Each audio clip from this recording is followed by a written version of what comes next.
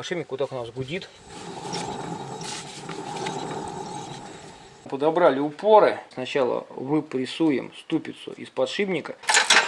Зажимаем. И снимаем второй стопор. И начинаем выдавливать наш подшипник.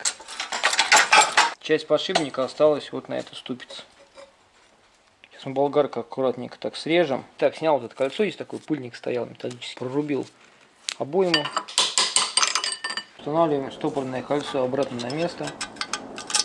Берем остатки старого подшипника, вот так наставляем его на новый и начинаем плавно давить. Подшипник уперся в стопорное кольцо с той стороны, которую мы установили. Устанавливаем кольцо.